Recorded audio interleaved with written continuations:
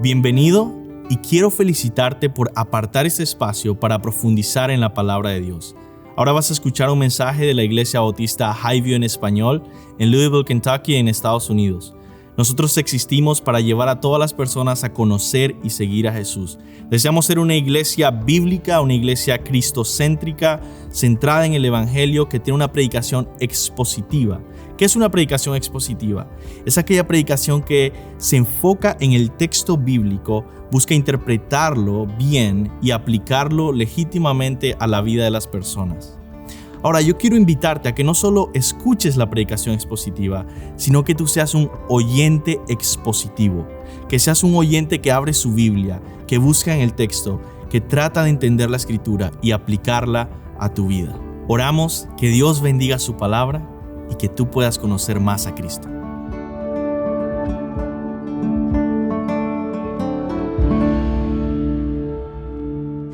Amén. Pueden tomar asiento y por favor abrir sus Biblias en el Salmo 16.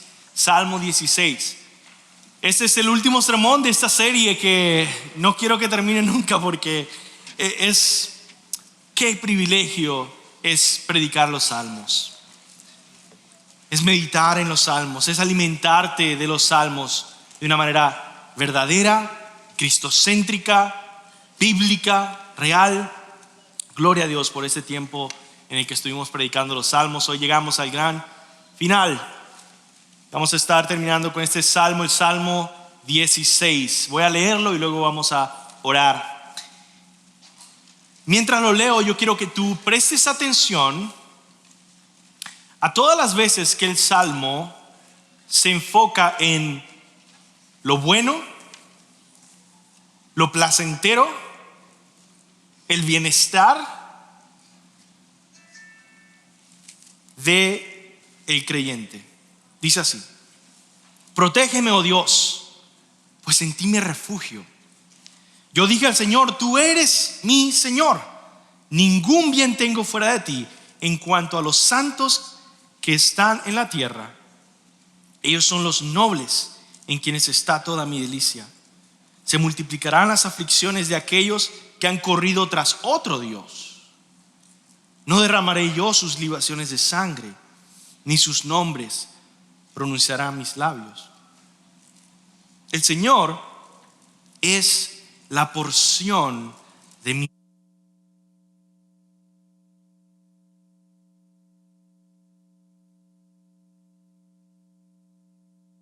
en lugares agradables. En verdad es hermosa la herencia que me ha tocado. Bendeciré al Señor que me aconseja. En verdad, en las noches mi corazón me instruye. Al Señor he puesto continuamente delante de mí. Porque está a mi diestra, permaneceré firme. Por tanto, mi corazón se alegra y mi alma se regocija.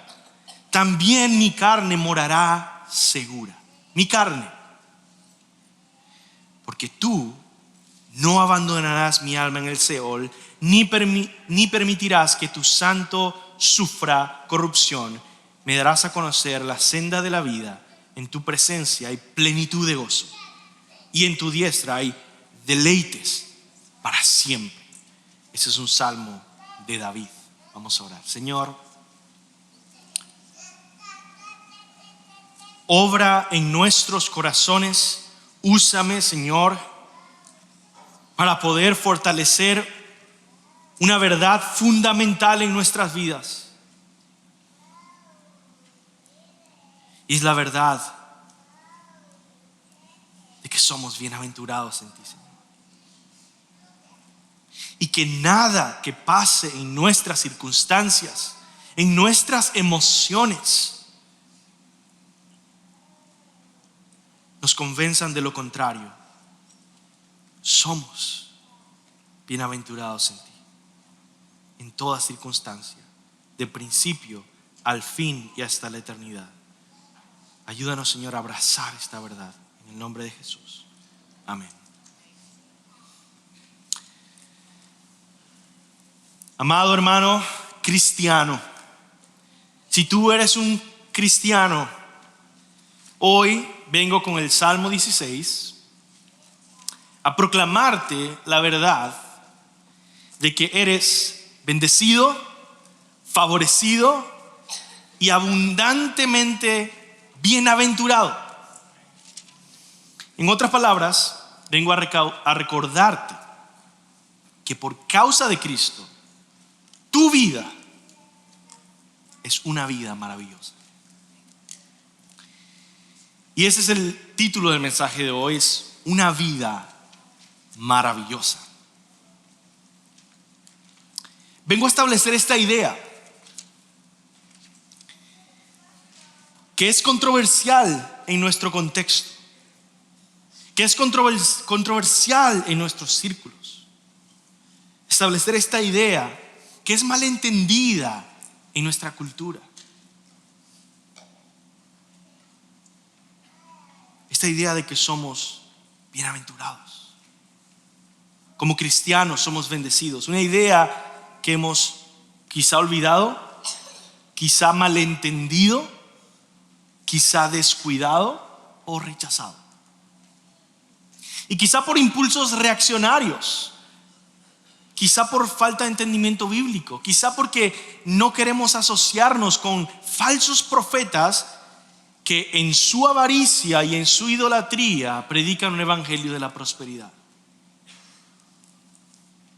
O con grupos engañados y engañadores que hacen del materialismo su Dios. Y en reacción a esto, como cristianos fieles que buscan vivir para Dios, rechazamos no solo el error, sino la Biblia misma y una convicción fundamental para nuestras vidas y para el discipulado de nuestros hijos.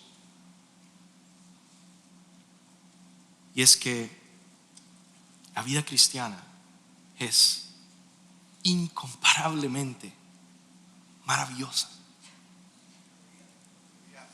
Porque sin esta verdad no viviremos una vida cristiana bíblica. No podremos ser balanceados. No podremos realmente perseverar en medio de desafíos, sufrimientos y tentaciones de esta vida terrenal.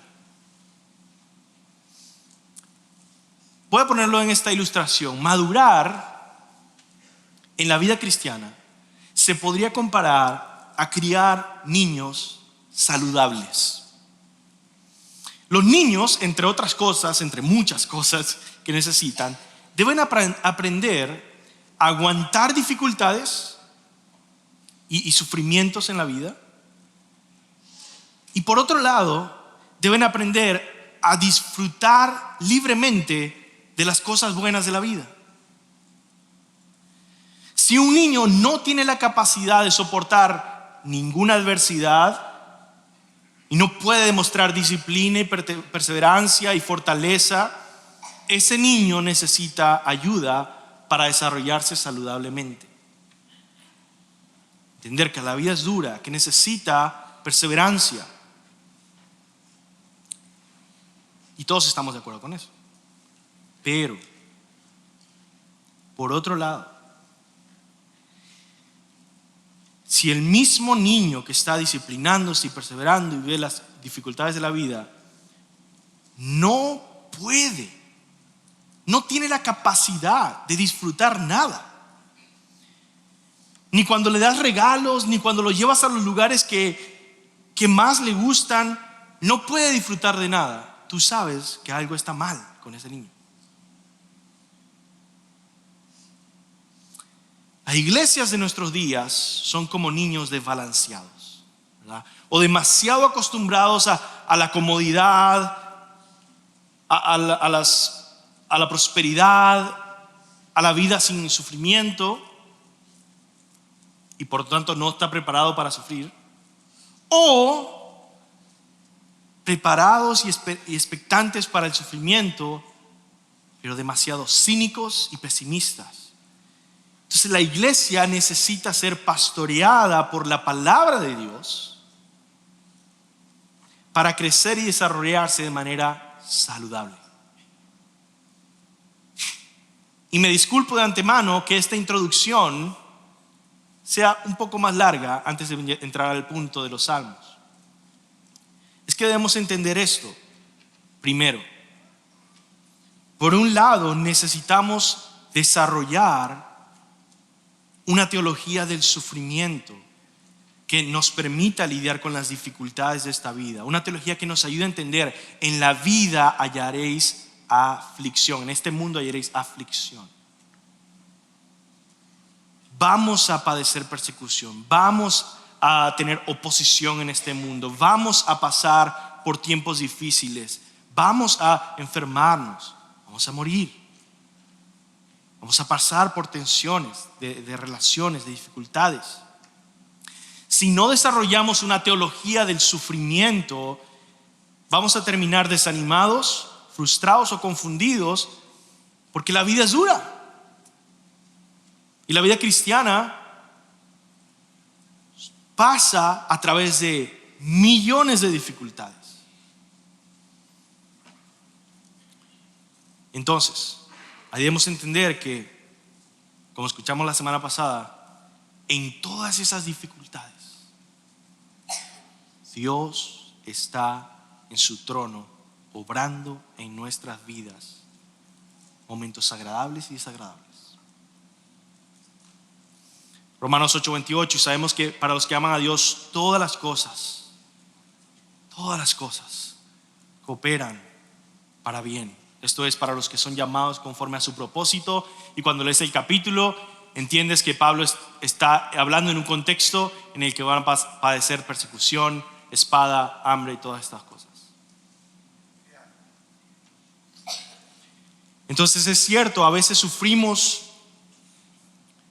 y debemos entender bien, tener una teología del sufrimiento, saber que a veces sufrimos por nuestro propio pecado, o por la disciplina de Dios.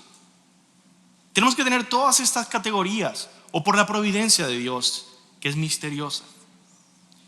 Pero en todo Dios tiene un propósito amoroso y bueno para nosotros, que es formar a Cristo en nosotros. Amén. Ahora, sin embargo, si nosotros solo aprendemos una teología del sufrimiento, vamos a terminar desbalanceados, cínicos, pesimistas, como les dije.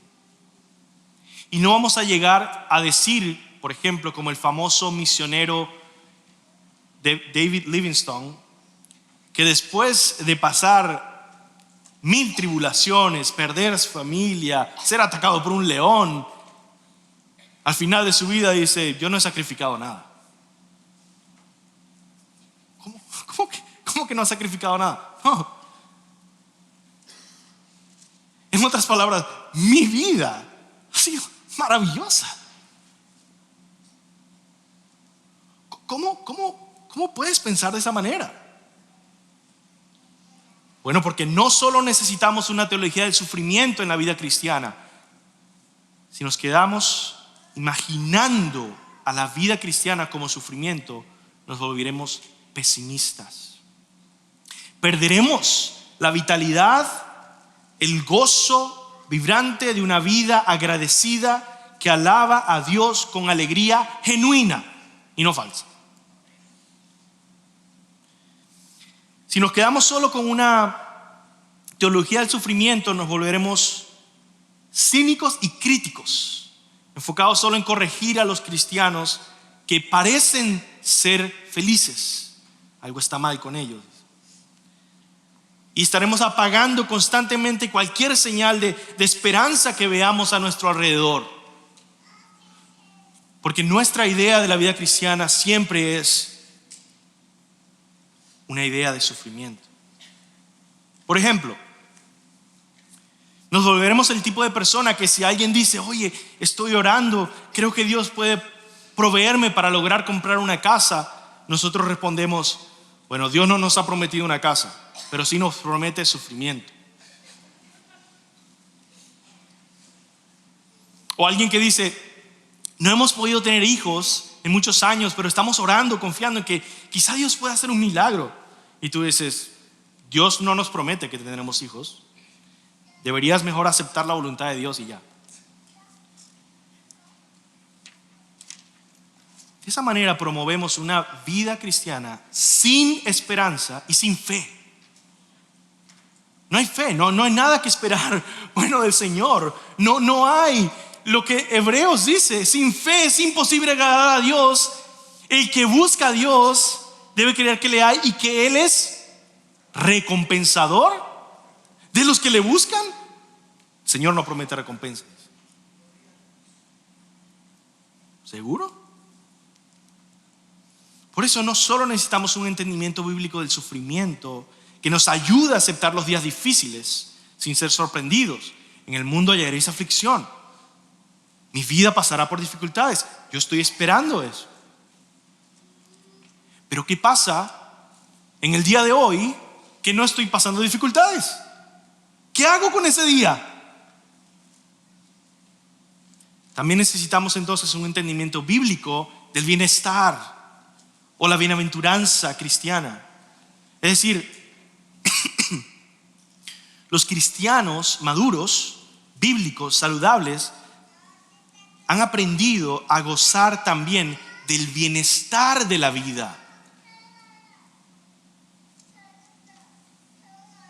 Del ir a un parque y jugar y ir a las cataratas de Fall Creek Falls y gozar de esto. Tienen categorías bíblicas para ser cristianos felices en días difíciles y días buenos. Los salmos nos muestran toda esta teología y todo este balance. Vas a encontrar salmos que todo es lamento y súplica. Y Señor, me está yendo muy mal, dice. Y vas a encontrar salmos que son poemas de agradecimiento y de alegría, del bienestar, de vivir una vida maravillosa con Dios. En especial hemos visto aquí en la iglesia últimamente 2 salmos especiales que nos dan esta imagen de la vida maravillosa, de la vida bienaventurada del creyente. Salmo 1, por ejemplo, dice: cuán bienaventurado es el hombre que no anda en consejo de los impíos. En la ley del Señor está su deleite, en su ley medita de día y de noche. ¿Y qué dice? Será como árbol plantado junto a corrientes de agua, que da su fruto a su tiempo, y su hoja no se marchita. Dice, no, pero eso es todo, es emociones, eso es solamente la parte espiritual. ¿Cómo termina? Dice, en todo lo que hace prospera. Le va bien, hay un bienestar ahí. De hecho, la vida bienaventurada del hombre bendecido se contrasta precisamente con la de los impíos, que no viven con Dios una vida maravillosa, sino una vida miserable, condenada. El siguiente versículo del Salmo 1: no así los impíos, que son como paja que se lleva el viento, por tanto no se sostendrán los impíos en el juicio. Y continúa hablando de eso. Y uno de mis salmos favoritos, el Salmo 128, ni siquiera deja lugar a contrastes. Todo el poema del Salmo 128 es solo la bienaventuranza del cristiano, del creyente. El bienestar de aquel que camina con Dios. El salmo completo solo celebra la vida del creyente. Empieza a listar bendiciones espirituales, emocionales, relacionales, materiales y bienestar terrenal que lo acompaña como bendición de Dios. Salmo 128. Ese salmo, por cierto, es la razón por la que mi hijo se llama Oliver. Se los voy a leer. Bienaventurado todo aquel que teme al Señor, que anda en sus caminos. Cuando comas del trabajo de tus manos, dichoso serás y te irá bien. Tu mujer será como fecunda vid en el interior de tu casa.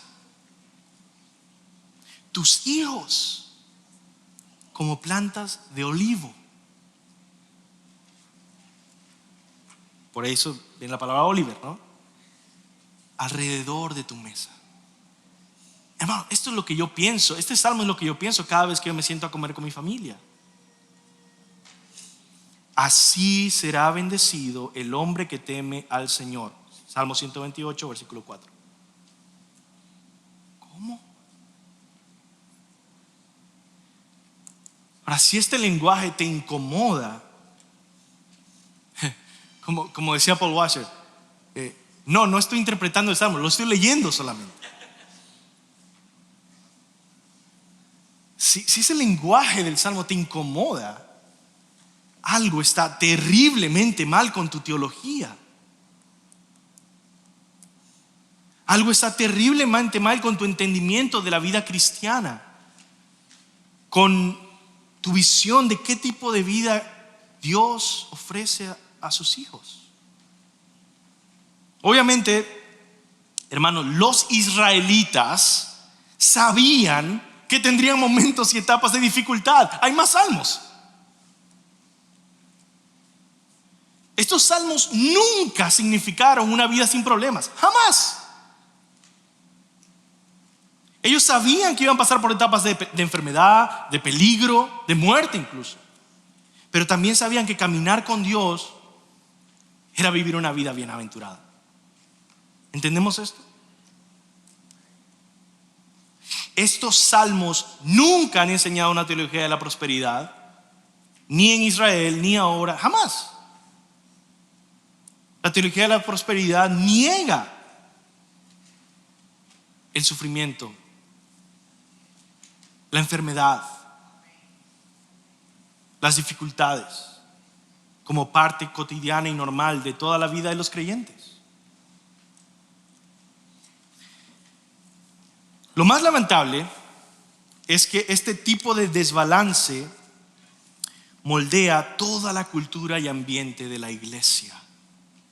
Entonces, si tienes una teología pesimista, colmada de cinismo y pesimismo, la comunidad entera se empieza a volver fría, legalista, y con hermanos compitiendo por quién sufre más. ¿Quién disfruta menos sus vacaciones? ¿Quién la pasa peor en sus fines de semana? ¿Quién tiene menos entretenimiento en su hogar? El que viva peor gana. Y así se expresa el egocentrismo de ser visto como el mártir. Entonces, ¿te das cuenta cuánto nos puede afectar tener una teología desbalanceada? Y es real, estoy seguro de que muchos han conocido personas así. Y por otro lado, por supuesto, hay aquellos que van al otro lado y tienen una teología de la prosperidad. Y toda la cultura de la iglesia se afecta. La teología de la prosperidad es más bien la adoración del yo, la adoración del materialismo, la adoración del dinero, de la vanidad de la vida y del egocentrismo. Es idolatría. Un cristianismo que no se niega a sí mismo, toma su cruz, sigue a Cristo como el tesoro infinito, de infinito valor. Ese es el tipo de iglesia que compite por ver quién tiene más juguetes, ¿verdad? ¿Quién es el más consentido por Dios? ¿Quién es el más poderoso? Porque incluso hay un poder que ni siquiera viene de Dios, es de ellos. Yo estoy creciendo en ser más poderoso. Es una adoración del yo. Y ahora llegamos al Salmo 16. Este salmo nos presenta una visión de la vida como bienaventurada, como bendecida, como llena de bienestar y deleites, una vida maravillosa, una vida feliz. No nos presenta una vida perfecta. No nos presenta una vida perfecta. De hecho, en el mismo salmo, dentro del salmo, él admite que hay peligros, primer versículo, que hay enemigos e impíos, como el cuarto versículo, que hay idolatría e incluso que hay muerte en los últimos versículos. Todo esto se admite en el Salmo y todo esto encaja perfectamente con una teología balanceada en la que entendemos que en el mundo hallaréis aflicción, pero confiad, yo he vencido al mundo. He venido para que tengan paz. En el día de hoy entonces quiero guiarte rápidamente por este salmo que nos invita a considerar 3 maneras en que nuestra vida cristiana es una vida maravillosa. Estos son los 3 argumentos, y si estás tomando notas, los 3 argumentos para enseñarnos que verdaderamente vivimos una vida maravillosa. Primero, vivimos caminando con Dios en la tierra. Segundo, vivimos caminando con Dios en el alma. Y tercero, vivimos caminando con Dios hacia el cielo, hacia la gloria. Vamos a comenzar con el primero. ¡Qué maravilla! Vivimos caminando con Dios en la tierra. Dice el Salmo: protégeme, oh Dios, pues en ti me refugio. Lo primero que hace el Salmo es hablar de la experiencia del creyente que camina con Dios en los días de su vida terrenal. David tiene un sentido de dependencia de Dios. Él está consciente de que Dios está a su lado para ayudarle en los problemas de la vida. Él está caminando con Dios.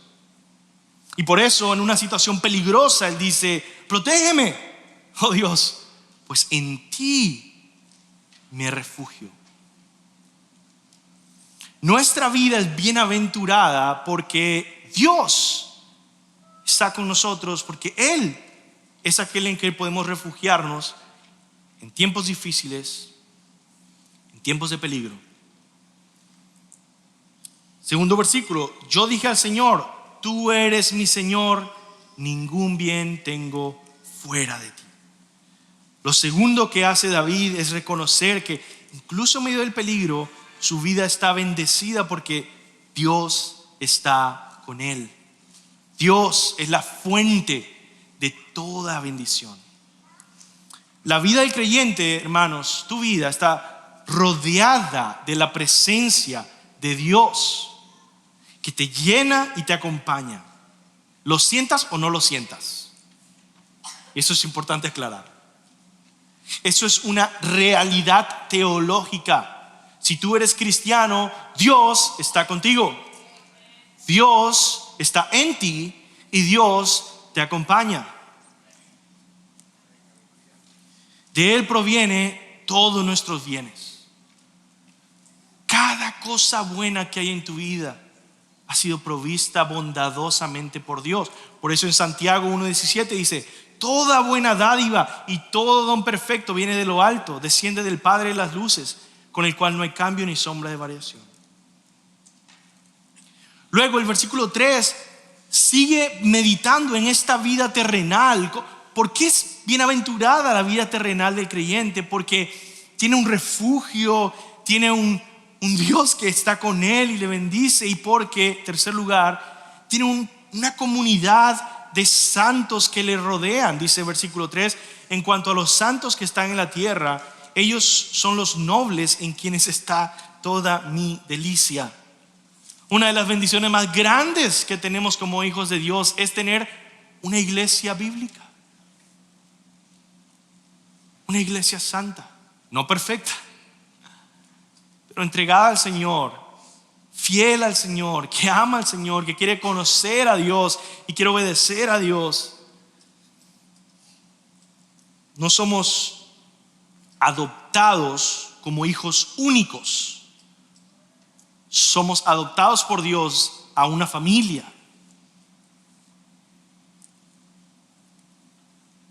Por lo tanto, cuando Dios nos adopta como sus hijos, inmediatamente nos hemos conectado con un número incontable de hermanos y hermanas de todas las épocas. Y eso se hace real en la iglesia local. Y disfrutamos de la bondad de Dios en la comunidad de la iglesia, que es el cuerpo de Cristo.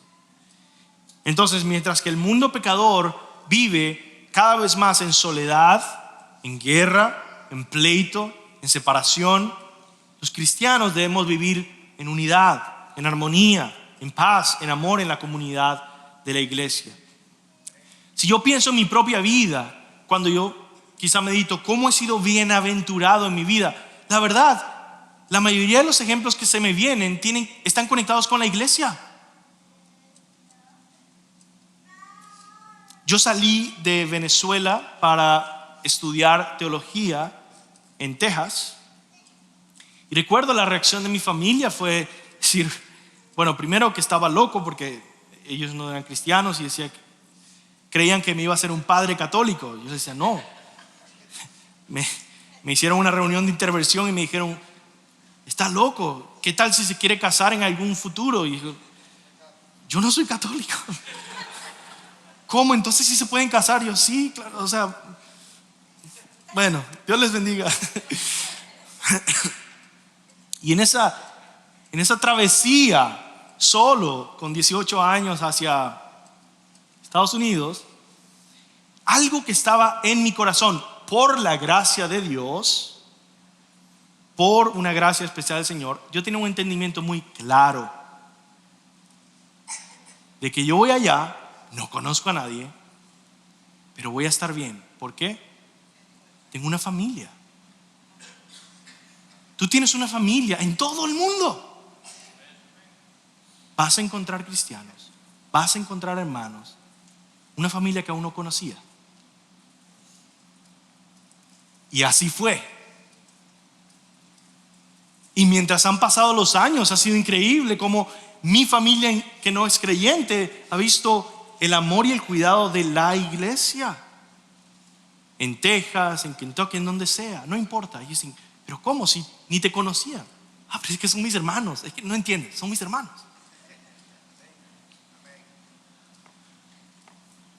Qué vida tan maravillosa. Versículo 4, se multiplicarán las aflicciones de aquellos que han corrido tras otro Dios. No derramaré yo sus libaciones de sangre. Esa es la forma de adorar a esos otros ídolos. Ni sus nombres pronunciarán mis labios. Él no iba a estar invocando a otros ídolos. Y esto, por supuesto, se lleva a nuestro presente y a nuestra cultura con idolatría hacia otras cosas. El Salmo nos presenta la vida vacía de aquellos que son idólatras. ¿Pero qué es la idolatría? Es vivir, confiar y amar cualquier cosa por encima de Dios.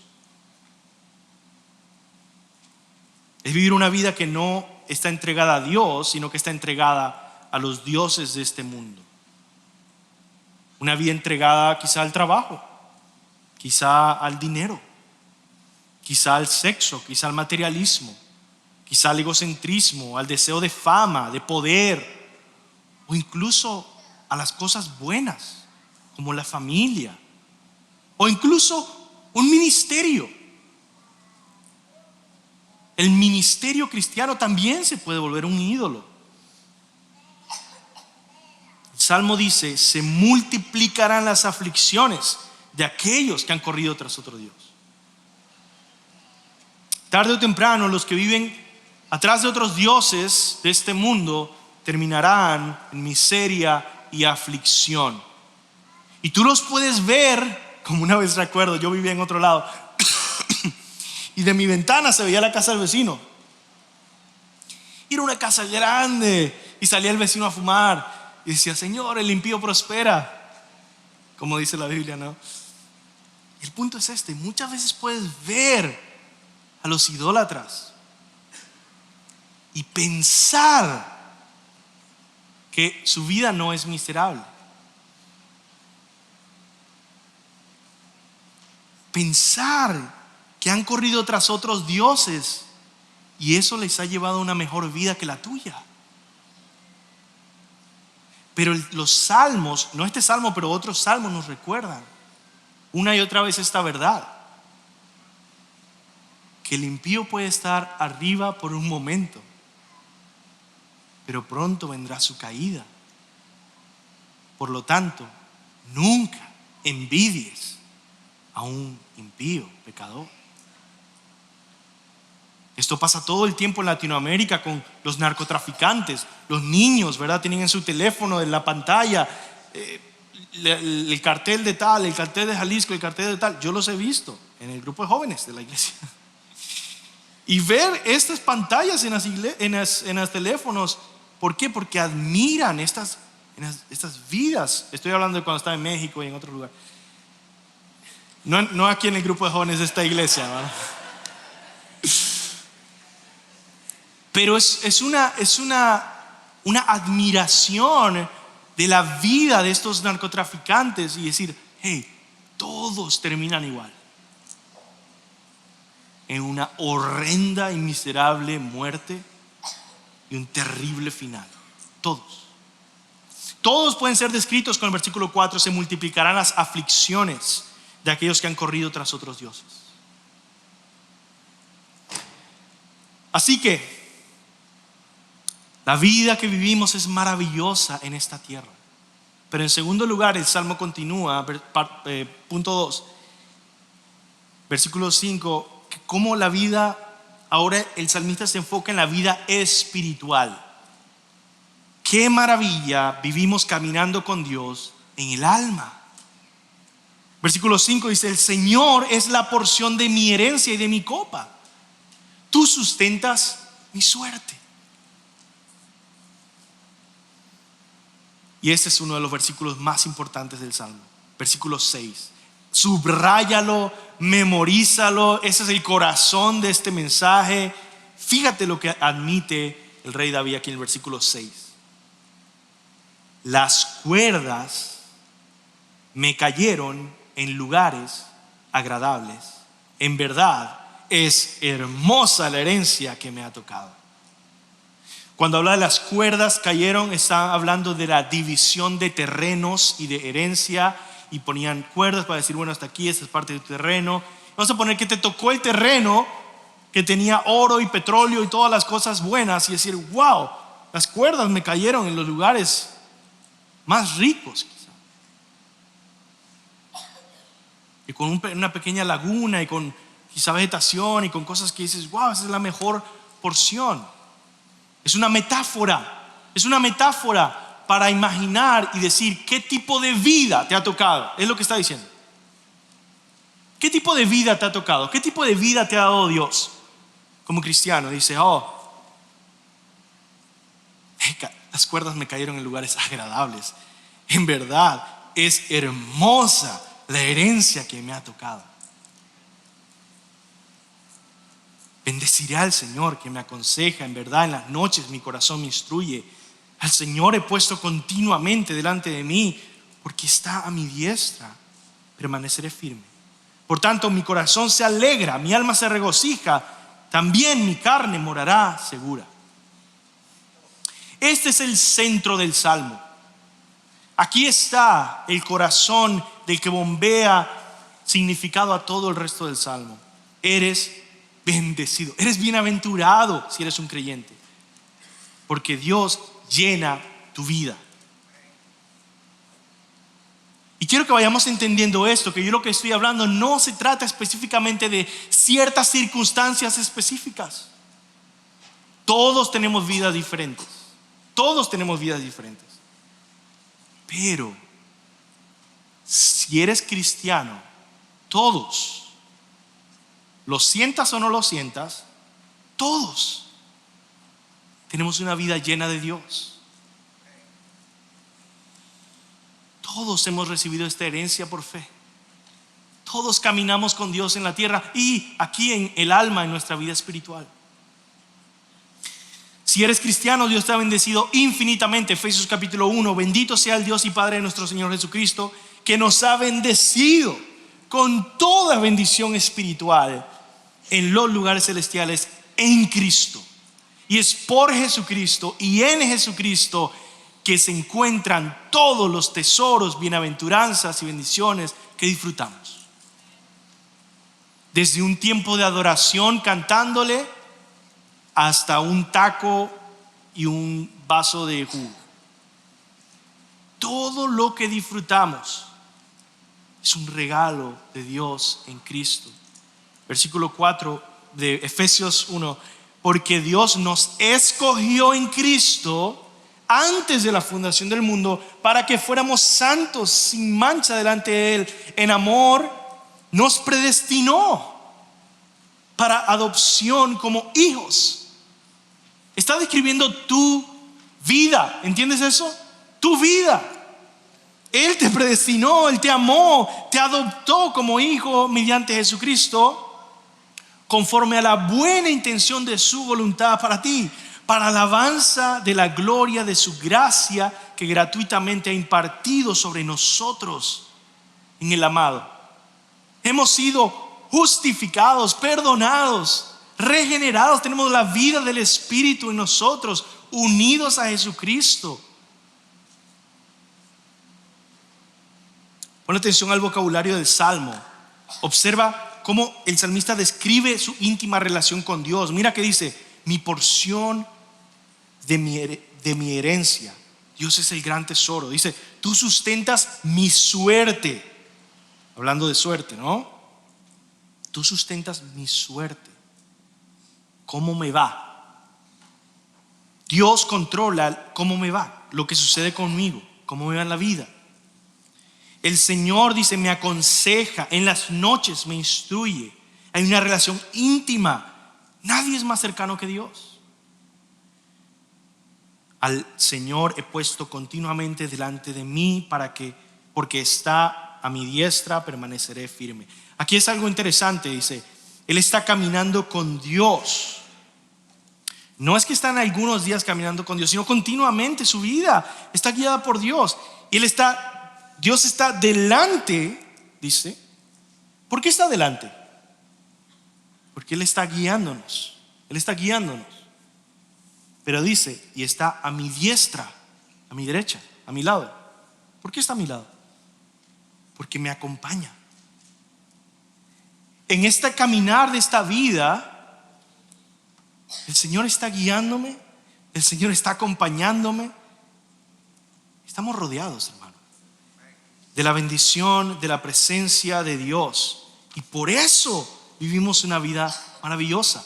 Si no ha sido claro en los puntos, que es caminando con Dios el punto central. Y por eso el salmista termina diciendo: por tanto mi corazón se alegra y mi alma se regocija, también mi carne morará segura. Está diciendo: mi vida es feliz, tengo un corazón lleno de alegría, un alma que se regocija porque mi vida está llena de Dios. Ahora te invito a que tú te asombres de la gracia que Dios te ha concedido a ti. Acéptalo, acéptalo. Tu vida es maravillosa.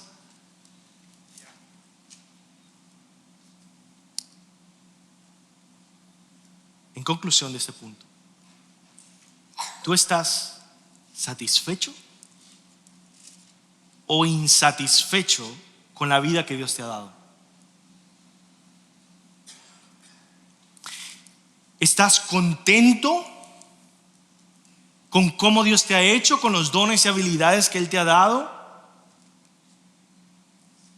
¿Podrías decir que amas el rol que Dios te ha asignado en este momento?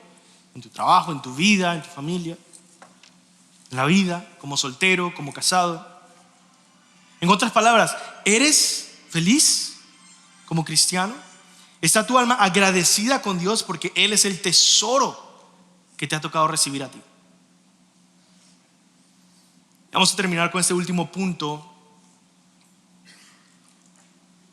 Qué maravilla, vivimos caminando con Dios hacia el cielo. Versículos 10 y 11 dice: porque tú no abandonarás mi alma en el Seol, ni permitirás que tu santo sufra corrupción. El salmista medita el día de su muerte y dice: bueno, ¿acaso mi vida maravillosa caminando con Dios va a llegar a su fin? Quizá se acabará y terminará igual que los impíos, que los pecadores. Quizá terminaremos en el mismo final. No, el Salmo responde que incluso en el momento de morir, Dios seguirá caminando contigo y no te abandonará, porque Dios siempre te está guiando en este camino de la vida hacia la perfecta vida eterna. Y pasarás a través de la muerte.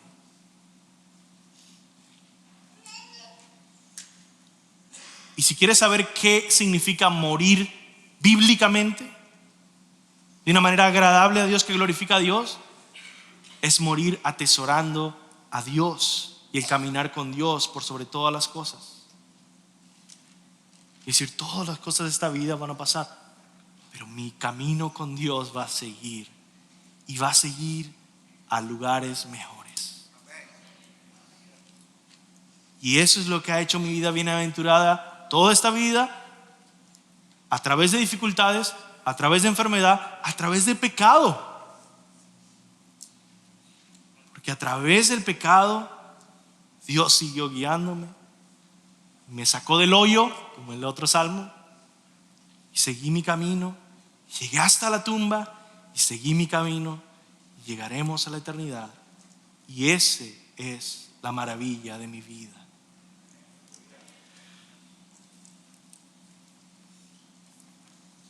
Qué bendición es esta noticia de que Dios no nos abandonará en la tumba. El apóstol Pablo reconoce esto en 1 Corintios 15. Dice: es necesario que este cuerpo corruptible se vista de incorrupción, y esto mortal se vista de inmortalidad. Y cuando esto corruptible se haya vestido de incorrupción y esto mortal se haya vestido de inmortalidad, entonces se cumplirá la palabra que está escrita: sorbida es la muerte en victoria. ¿Dónde está, oh muerte, tu aguijón? ¿Dónde está, oh sepulcro, tu victoria? Ya que el aguijón de la muerte es el pecado, y el poder del pecado la ley. Mas gracias sean dadas a Dios, que nos ha dado la victoria por medio de nuestro Señor Jesucristo. Y además de eso, este último versículo 11, termina con un final insuperable. Versículo 11: me darás a conocer la senda de la vida. Estoy en la tumba, estoy en el Seol, estoy donde están los muertos, dice, y ahí me darás a conocer una senda, un camino. ¿Y cómo se llama ese camino? La vida, apuntando a la resurrección de los muertos, de nosotros. ¿Y qué va a pasar? Dice: y en tu presencia hay plenitud de gozo, y en tu diestra hay deleites para siempre. Como escuché al pastor John Piper hace muchos años explicar este versículo diciendo: no hay nada más grande que la plenitud de vida, y nada más duradero que la eternidad. Y eso es lo que nos espera en la comunión con Dios en el nuevo cielo y nueva tierra, que en tu presencia hay plenitud de gozo, y en tu diestra hay deleites para siempre. Insuperable. Y por eso quiero terminar, hermanos, ya de haber estudiado este salmo, y terminar con estas aplicaciones a la vida, porque yo quiero que salgas no solo animado y no solo pensando que bueno, esto es lo que dice este salmo, pero construyendo una teología no solo del sufrimiento, pero del bienestar también. Entonces, ¿cómo deberíamos? Vamos a ver estas aplicaciones finales, 4 aplicaciones finales. ¿Cómo deberíamos ver entonces la vida cristiana?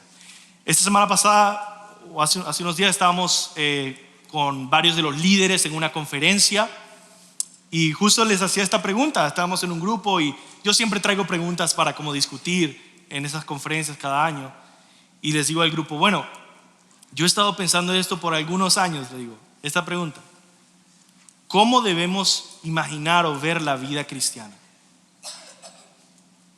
En general, ¿debería la vida cristiana verse como una vida de sufrimiento, con algunos momentos de bienestar, o como una vida bienaventurada que espera momentos y etapas de sufrimiento, de dificultades, de derrotas incluso? ¿Cuál de las dos? ¿Deberíamos verla como una vida de sufrimiento con destellos de luz? ¿Deberíamos verla como una vida bienaventurada con momentos de dolor y aflicción? ¿Es el cristiano alguien que generalmente vive mal, o alguien que generalmente vive bendecido? ¿Es la vida cristiana infeliz o llena de gozo? ¿Dios generalmente nos favorece o no nos brinda ningún tipo de ayuda especial? Buena pregunta. ¿Es nuestra vida maravillosa o lamentable? Entonces piensa en esto y pensamos, bueno, ¿qué tal la vida de Jesús? ¿Podríamos decir que la vida de Jesús fue bienaventurada? Hermanos, estoy seguro de que la vida de Jesús fue bienaventurada. Conocemos un poco de los años de su ministerio y vemos algunos sufrimientos y dificultades en la cruz, pero hermanos, Jesús vivió 33 años gozándose en la palabra de Dios, cantando himnos, yendo a la verdad. Vemos, de hecho, cuando predicamos el Salmo 1 y ahorita en el Salmo 16, cada vez que aparece la palabra del hombre bienaventurado en los salmos, ¿a quién se refiere? En última instancia se refiere a Jesús. Él es el hombre bienaventurado. ¿Y qué tal el apóstol Pablo? Uno dice, Pablo sufrió demasiado. ¿Podríamos pensar que Pablo tuvo una vida maravillosa, bienaventurada? Sí. Y él nos contó específicamente momentos en las cartas, momentos de tribulación, aflicción y dolor. Y ayudarnos a entender, hey, los cristianos van a pasar persecución. Pero yo quisiera tener el gozo que Pablo tiene. Él más bien dice, yo oro por ustedes todos los días, que puedan conocer la profundidad y la anchura del amor de Dios, porque Él la conoce. El gozo tan grande de ver eso. Yo quisiera que ustedes fueran tan bienaventurados como yo, está diciendo. Incluso cuando habla de la soltería, dice, quisiera que todos fueran como yo, tan bienaventurados como yo, dice. Él vivía muy satisfecho. De hecho, ese es el punto de Filipenses, ¿verdad? Incluso Job, podría decir que Job fue bienaventurado. Vimos que tuvo unos años de dificultad, pero antes de eso fue el hombre más rico del mundo y después de eso aún más. Caminando con Dios. ¿Se podría entonces describir la vida cristiana como bienaventurada? ¿Por qué sentimos culpa si pensamos que nuestra vida es maravillosa? Claro que padeceremos persecución, quiero que entendamos esto. Claro que hablarán falsedades de nosotros, que nos enfermaremos, que moriremos. Nosotros también perderemos a veces nuestro trabajo. Fracasamos a veces en proyectos importantes, sufrimos accidentes, nos roban dinero. A mí me han robado con armas a veces. Secuestran a nuestros familiares. ¿Nos ha pasado? Pero en todas esas cosas somos más que vencedores.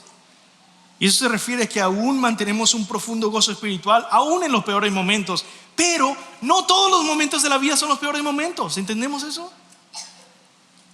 Job pasó unos años en agonía, pero 90% de su vida fue de bienestar. Juan 16:33. Estas cosas les he hablado para que en mí tengan paz. En el mundo tendrán tribulación, pero confíen, yo he vencido al mundo. Ahora, quiero dejarles con estas 3 aplicaciones concretas. Primero, creer que la vida cristiana es maravillosa te protegerá de las seducciones de este mundo. Y esto lo digo especialmente para los padres que están criando a sus hijos. ¿Qué tipo de visión de la vida cristiana estás fomentando en ellos? ¿Una visión pesimista, cínica, en el que todo es peor que el resto? ¿O de verdad tú como padre estás convencido de que no hay nada más maravilloso que vivir como cristiano? La próxima vez que el mundo te tiente diciendo, hey, deja la iglesia, deja a Jesucristo, deja ya la Biblia, es una vida aburrida, religiosa, fría, vacía. Si tú tienes esta convicción, tú puedes contestar con valentía y decir, les voy a citar el Salmo, decir esto: el Señor es la porción de mi herencia y de mi copa, las cuerdas me cayeron en lugares agradables, en verdad es hermosa la heredad que me ha tocado. ¿Por qué voy a dejarla para ir a la parte fea de la ciudad, no sé. Es hermosa la heredad que me ha tocado. Mi vida es maravillosa caminando con Dios. No hay mejor vida que plenitud de gozo y deleites a su diestra para siempre. La vida cristiana es infinitamente más bienaventurada y maravillosa de lo que puede ofrecer el mundo lleno de veneno, miseria, muerte y destrucción. Entonces, lo que yo les estoy enseñando hoy es un arma de guerra para salir y ser un buen guerrero ante las seducciones de este mundo. ¿Quién diría que era tan importante creer que tu vida es maravillosa como cristiano? El escritor Joel Beeke escribe: es bueno para los cristianos traer a la mente lo que tenemos en nuestro Dios. O sea, no sea que seamos tentados por las posesiones y placeres de este mundo. En Él tenemos una porción apropiada, suficiente, que satisface el alma, es segura y es eterna. Comparado con Él, el mundo no nos ofrece nada y no puede dañar nuestra verdadera fuente de felicidad. Amén. Segunda aplicación: creer que la vida cristiana es maravillosa te impulsará a adorar a Dios y ser agradecido. Hablando de los alimentos, el apóstol Pablo dice, 1 Timoteo 4, 3 al 5, Dios los ha creado para que con acción de gracias participen de ellos los que creen, los creyentes, los cristianos, y que han conocido la verdad. O sea, Dios creó los alimentos especialmente para ti. Y bueno, los incrédulos, comen. Pero los creó, dice, para que participen de ellos los que creen y han conocido la verdad, porque todo lo creado por Dios es bueno y nada se debe rechazar si se recibe con acción de gracias, porque es santificado mediante la palabra y la oración. ¿Qué estoy diciendo acá? Que es importante aprender a disfrutar de las cosas buenas de la vida como cristianos, porque eso nos llevará a glorificar a Dios y aumentar alabanzas y acciones de gracias a su nombre mediante el disfrute de las cosas pequeñas de la vida. Entonces, este tema está en el centro de cómo glorificar a Dios. Si niegas esto que estoy enseñando, no vas a glorificar a Dios tanto como si abrazas esto que estoy enseñando. Por ejemplo, diremos, yo sé que muchos tienen hambre y vamos a ir a comer. Si aprendemos esto, el segundo punto, esta segunda aplicación, disfrutaremos pollo asado y el sol que salió cuando salgamos de la iglesia y el café que te tomes y tu cama cuando te vas a acostar a dormir en la noche. Y a través de disfrutar esas cosas vamos a aprender a alabar a Dios como nuestro supremo benefactor y nuestro supremo deleite, sabiendo que Él es la fuente de toda bendición. Así que vamos a aprender a disfrutar a Dios a través de las cosas de la creación también, y decir, ¿sabes qué? Dios me ha bendecido con esta época de salud. Fíjate que estuve enfermo, pero mira, tengo estos días de salud. Gloria a Dios. Agradécele, ¿por qué estar callado? Dios me ha bendecido con las amistades que me da. Dios me ha bendecido con hijos preciosos, con un cónyuge fiel. Dios es suficiente y es mi porción ahora que estoy soltero y me deleito en Él. Dios me ha bendecido con habilidades para trabajar, para cocinar, para pensar, quizá para escribir si tú escribes, para cantar si tú cantas, para escuchar a otros si eres alguien que eres bueno escuchando, para pintar, para hacer deportes, para apreciar el arte. Dios me ha bendecido con trabajo, aunque no sea el mejor trabajo del mundo. Me ha bendecido el trabajo para proveer en el hogar. Hay gente que no tiene trabajo. Dios me ha bendecido con espacio para quedarme, quizás si eres una madre que se queda en casa, Dios me ha bendecido con este espacio de quedarme en casa y poder construir un hogar. Me ha bendecido con un fin de semana agradable, una tarde de entretenimiento en el parque, en la playa, en el bowling, en lo que sea. Dios me ha bendecido con piernas para caminar o con años suficientes para ver mis hijos crecer. Hermanos, aprendamos a ser cristianos en tiempos de bienestar. Tercero, creer en la vida cristiana, que la vida cristiana es maravillosa, te ayudará a negarte a ti mismo y sacrificar gozosamente lo que tienes como adoración a Dios. Voy a ir rápido por este punto, pero el punto es este. Dios no solo nos ha bendecido, sino que Dios nos llama a ser bendición a otros.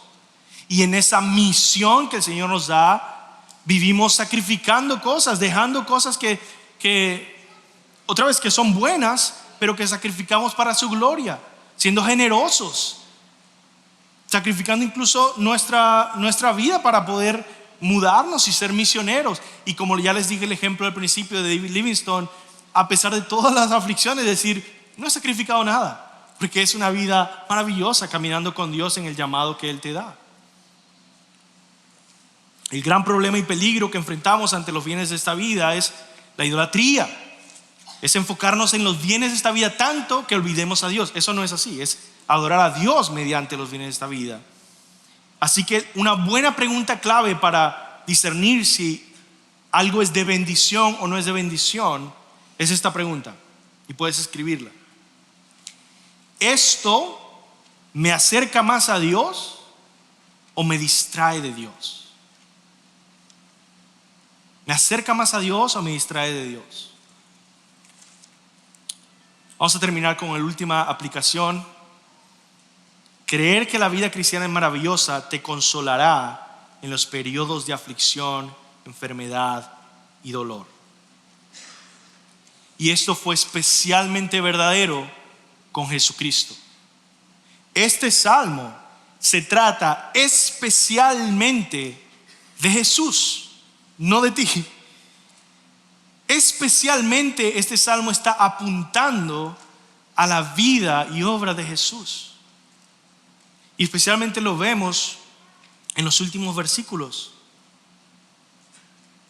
A través de la muerte, cuando enfrenta la cruz, Jesús se identifica con el salmo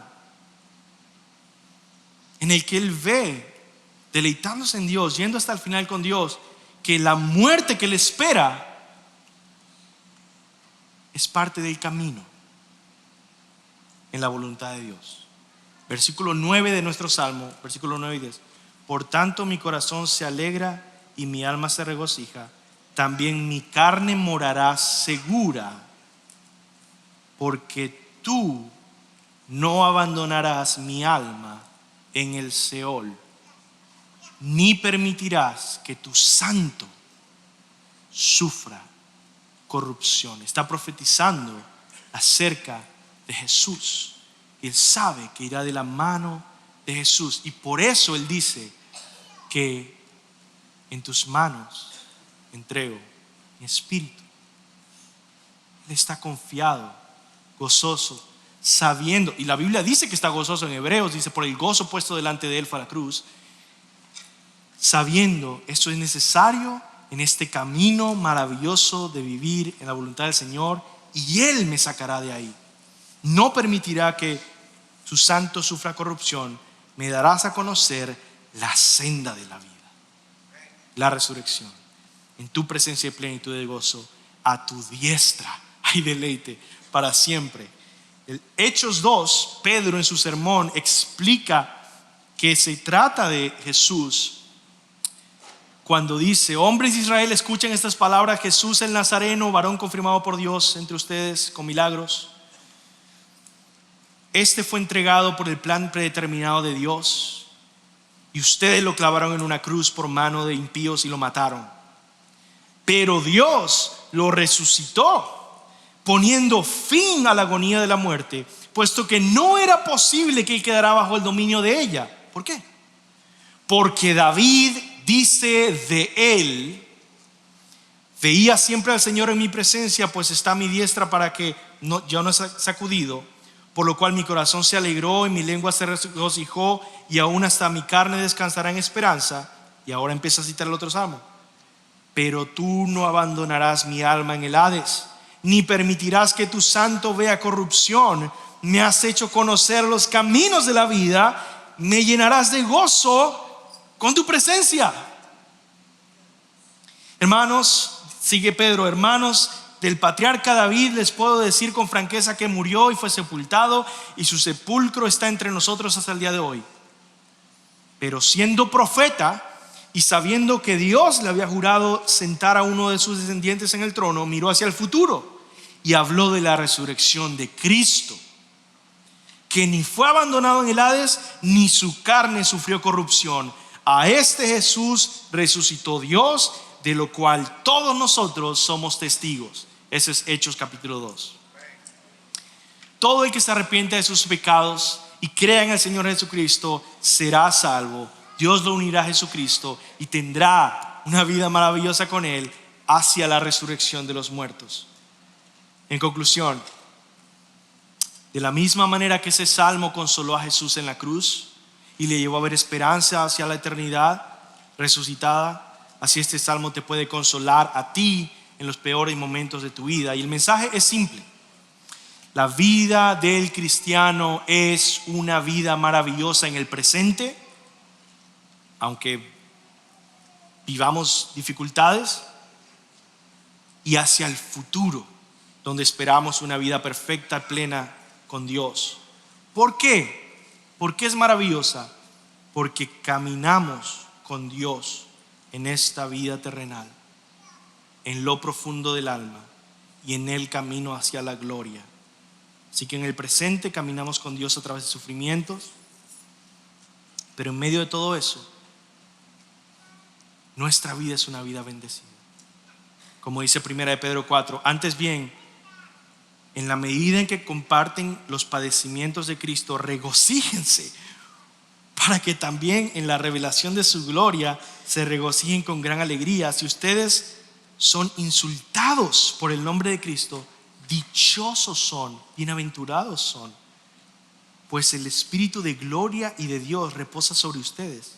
Ciertamente por ellos Él es blasfemado, pero por ustedes es glorificado. Así que toda nuestra vida cristiana es bienaventurada porque avanza de la mano de Dios, de gloria en gloria. Así que le pido a Dios que te des cuenta de cuán afortunado eres, cuán bendecida está tu vida, porque le perteneces a Cristo. Él es tu porción, Él es tu tesoro, y que hoy sonrías y agradezcas mirando al cielo y reconociendo: yo no merezco nada. Yo no merezco nada, pero Dios, tú me has bendecido en Cristo infinitamente y para siempre. Yo quiero vivir para ti con todo lo que soy, con todo lo que tengo, como un sacrificio vivo de alabanza a ti. Vamos a orar. Señor, gracias por tanto. Como el apóstol Pablo oraba: oh Señor, ayúdanos a apreciar, a percibir, a entender cuán profundo, cuán ancho, cuán largo es el amor de Dios en Cristo Jesús, que es para nosotros. Cuán bienaventurados somos, cuán grandes son las buenas nuevas del Evangelio para el cristiano. Ayúdanos a ser agradecidos. Ayúdanos a tener esperanza y fe y gozo en ti. En el nombre de Jesús. Amén.